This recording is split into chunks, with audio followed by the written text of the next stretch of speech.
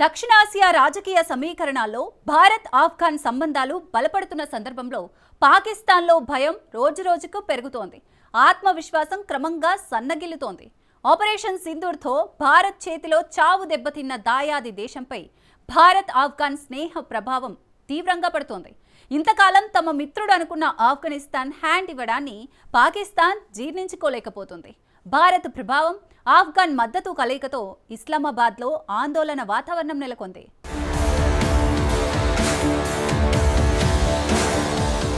ఒకప్పుడు పాకిస్తాన్ తాలిబాన్కు మిత్రదేశంగా ఉన్నప్పటికీ ప్రస్తుతం ఉన్న తాలిబాన్ ప్రభుత్వంలో సంబంధాలు దెబ్బతిన్నాయి. దీనికి ముఖ్య కారణం తెహ్రీక్ ఈ తాలిబాన్ పాకిస్తాన్కి, ఆఫ్ఘనిస్తాన్కు ఆశ్రయం కల్పిస్తోందని పాకిస్తాన్ ఆరోపణలు చేస్తోంది. దీంతో ఇరు దేశాల మధ్య ఉద్రిక్తతలకు దారితీసింది. తాలిబాన్లు అధికారంలోకి రాకముందు భారత్ ఆఫ్ఘనిస్తాన్లోని మౌలిక సదుపాయాలు, విద్య, ఆరోగ్య రంగాల్లో, అలాగే డ్యాంలు, పార్లమెంటు భవనం కోసం $3 బిలియన్ పైగా పెట్టుబడులు పెట్టింది.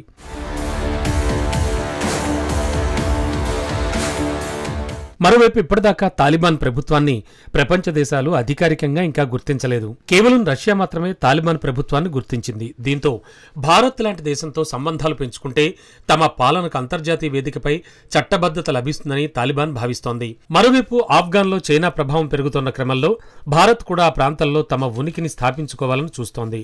చైనా లేదా పాకిస్తాన్కు ఆఫ్ఘన్ ప్రాంతంపై పూర్తిగా పట్టు ఉండకుండా చూడాలని యోచిస్తోంది. పహల్గామ్ ఉగ్రదాడి తర్వాత భారత్ పాక్ మధ్య సంబంధాలు పూర్తిగా క్షీణించిన సంగతి మనకు తెలిసిందే. ఆఫ్ఘన్ పాకిస్తాన్ మధ్య ఉద్రిక్తతలు కొనసాగుతున్న వేళ శత్రువుకు శత్రువు మిత్రుడు అయినట్లుగా భారత్ కూడా ఆఫ్ఘనిస్తాన్తో దగ్గరయ్యేందుకు ప్రయత్నాలు చేస్తున్నట్లు కనిపిస్తోంది.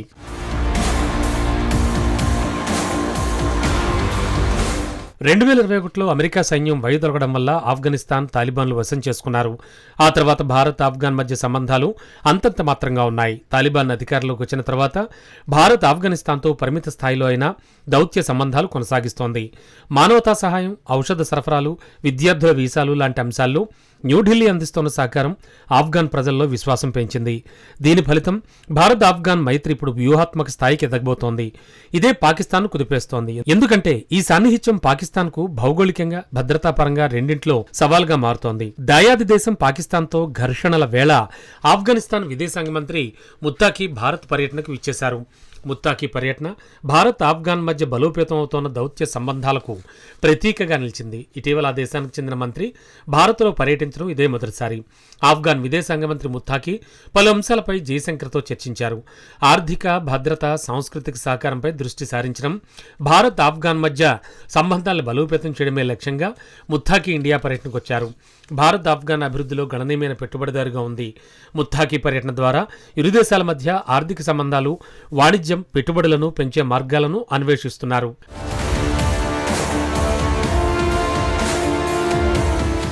భారత్ ఆఫ్ఘన్ సంబంధాలపై ఖవాజా ఆసిఫ్ చేసిన వ్యాఖ్యలు పాకిస్తాన్ సైన్యానికి ఎదురవుతున్న అంతర్గత ఒత్తిడిని ప్రతిబింబిస్తున్నాయి. ఆర్థిక సంక్షోభం, ఉగ్రవాదం, అంతర్గత విభజనలు పాక్ ప్రభుత్వాన్ని బలహీనంగా మార్చాయి. ఇక ఇలాంటి సమయంలో భారత్ ఆఫ్ఘన్ సమీకరణం పాకిస్తాన్కు వ్యూహాత్మక పరంగా చూస్తే ముప్పుగా కనిపిస్తోంది. అందుకే భయంతోనే పాకిస్తాన్ నాయకత్వం దాడి జరిగితే 50 రెట్లు ప్రతిదాడి చేస్తాం వంటి ఆవేశపూరిత వ్యాఖ్యలు చేస్తోంది. కానీ ప్రపంచవ్యాప్తంగా వాస్తవంగా చూస్తే ఇస్లామాబాద్ ఇప్పుడు ఆక్రమణకు కాదు, నిలబడ్డానికే పోరాడుతున్నట్టుగా కనిపిస్తోంది.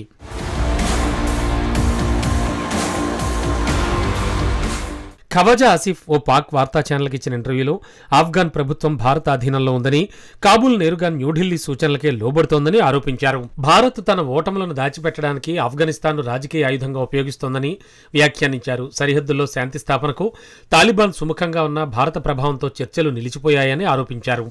అయితే ఈ ఆరోపణలు పాకిస్తాన్ అంతర్గత వైఫల్యాలను కప్పిపుచ్చడానికి చేసిన ప్రయత్నాలుగా విశ్లేషకులు చెబుతున్నారు.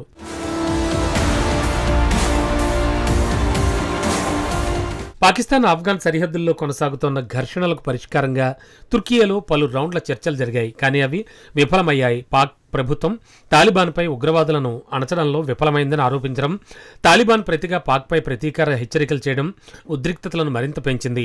ఇరు దేశాల మధ్య నమ్మకం కూడా పూర్తిగా దెబ్బతినడంతో పాకిస్తాన్ ఇప్పుడు ఆందోళనతో భారత్ పేరు తీస్తూ దృష్టి తప్పించే ప్రయత్నం చేస్తోంది. ఆఫ్ఘనిస్తాన్, పాకిస్తాన్ మధ్య కొంతకాలంగా కొనసాగుతున్నటువంటి ఘర్షణలపై భారత్ స్పందించింది.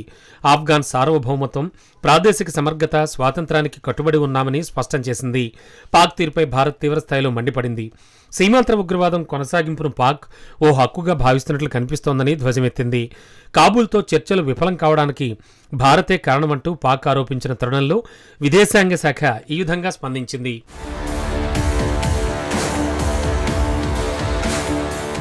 భారత్ ఆఫ్ఘన్ సంబంధాలు స్థిరపడ్డమే కాకుండా శాంతి, ఆర్థిక ప్రగతికి దోహదం చేసే దిశగా సాగుతున్నాయి.